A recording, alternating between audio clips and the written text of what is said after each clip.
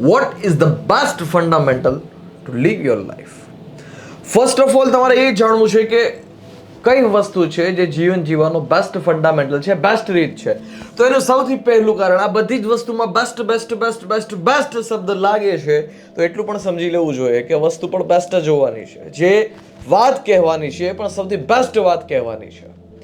આપણે બધા જ લોકોને સમજવું જોશે અને નિર્ણય લેવો જોશે, પ્રણ લેવા જોશે કે તમારું જે કાંઈ પણ તમે કામ કરો છો, વર્ક વિથ નો રિગ્રેટ. તમારી અંદર જ્યારે રિગ્રેટ થશે ત્યારે એ વસ્તુ છે કમ્પાઉન્ડ થતી જશે, અને જ્યારે કમ્પાઉન્ડ થશે એક ફ્લો આવશે, પછી ડિપ્રેશન આવશે, સ્ટ્રેસ આવશે, અને લોટ્સ ઓફ સાથે છે થાઉઝન્ડ્સ ઓફ પ્રોબ્લેમ્સનો છે એ ભંડાર સાથોસાથ પાછળથી જ આવશો. Work with no regret my dear. તમારી પાસે સમય નથી કે જે સમય છે પસાર થઈ જાય છે એ સમય છે તમે પાછો લઈ આવી શકો છો. જો તમારું પૂરું જીવન છે, કેટલા યર્સ છે તમે સ્પેન્ડ કર્યા, થાઉઝન્ડ્સ ઓફ hours છે એ તમે સ્પેન્ડ કરી નાખીએ, કલાકોના કલાકો, કલાકોના કલાકો, કલાકોને કલાકો છે તમારા જીવનના વીતી ગયા છે. આ સમય છે જાગૃત થવાનો, આ સમય છે અવેર થવાનો, પોતાની જાત પ્રત્યે, સેલ્ફ પ્રત્યે છે એક નિર્ણય કરવાનો સમય છે, એક પ્રણ લેવાનો સમય છે કે જે પણ કાર્ય કરવું છે એ કાર્ય પૂરા મન લગાવીને કરવું છે, દબાઈને કરવું છે, પૂરી ઉર્જા સાથે કરવું છે. Work with no regret, that's the best way to live your life. Work with no regret જ્યારે તમે પોતાના જીવનમાં છે એક્સેપ્ટ કરી લેશો, સી યોર સેલ્ફ, તમે દિવસે ને દિવસે દિવસે ને દિવસે દિવસે ને દિવસે બળવાન થતા જશો.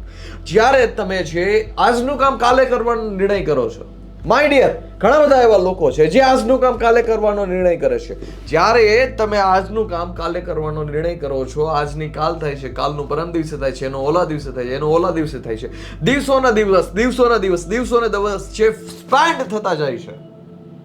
દિવસોને દિવસ જ્યારે સ્પેન્ડ થતા હોય, તમે જ્યારે એક બહાનું બનાવતા હોય કે કાલે કરી લઈશ, પછી કરી લઈશ, પછી છે મતલબ ક્યારે પણ નહીં માય ડિયર, પછીનો મતલબ ક્યારે પણ નહીં થતો. તમે જ્યારે નિર્ણય કરી લીધો છે કે વર્ક વિથ નો રિગ્રેટ છે, હવે જીવન જીવવાનું થાય છે, ત્યારે તમે બહાનું બનાવી ના શકો. You have no options. Live with your life, live with no option. This is the best way to live your life.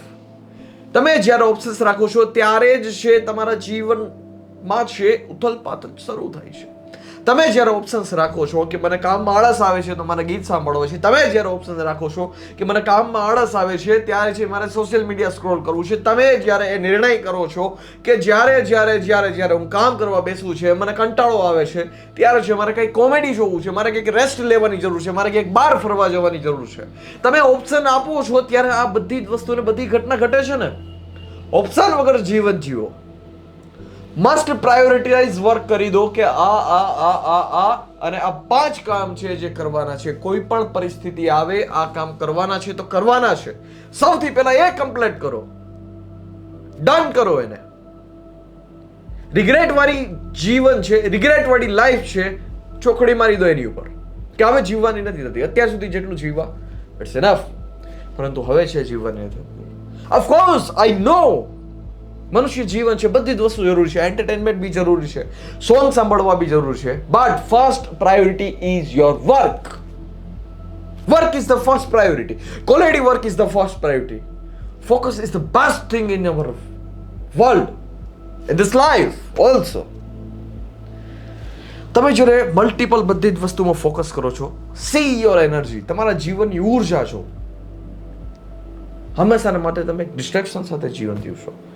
But તમે જે દિવસથી ચાલુ કરી દીધું વર્ક વિથ વર્ક, કામની સાથે કામ જ, બસ એની સાથે બીજું કશી જ વસ્તુ નહીં, નો ઓપ્શન્સ.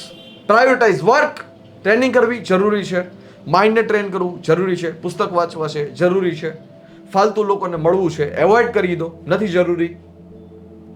સૌથી પહેલા તો તમારા જીવનની પ્રાયોરિટીઝ તમે ચૂઝ કરો કે આ કામ કરવાના થાય છે જે મને બેસ્ટ દરજ્જા સુધી છે એ પહોંચાડી દેશે. આજ નહીં તો કાલે, કાલે નહીં તો પરમ દિવસે, 1 વર્ષ પછી, 2 વર્ષ પછી, 5 વર્ષ પછી, 10 વર્ષ પછી પહોંચાડી જ દેશે.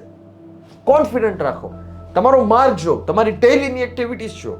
આ જ નિયમ છે, આના સિવાય બીજો કોઈ નિયમ જ નથી.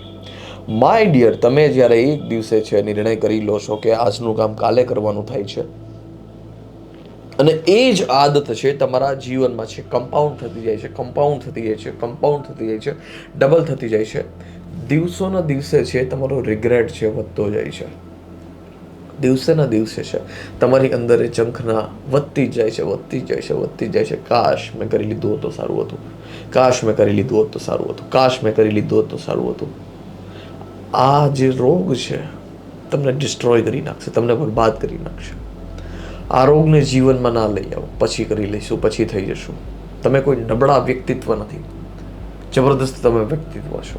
જબરદસ્ત તમારી અંદર ઉર્જા મોજૂદ છે, જબરદસ્ત નિર્ણય કરવાની ક્ષમતા તમારી અંદર મોજૂદ છે, જબરદસ્ત લોકો તમારી પાસે મોજૂદ છે કે જે હંમેશાને માટે મોજૂદ હશે તમને પુશ કરવા માટે. બટ ફર્સ્ટ થિંગ તમારે નિર્ણય કરવો જોશે, ત્યારે જ એ લોકો છે તમને મદદ કરી શકશે.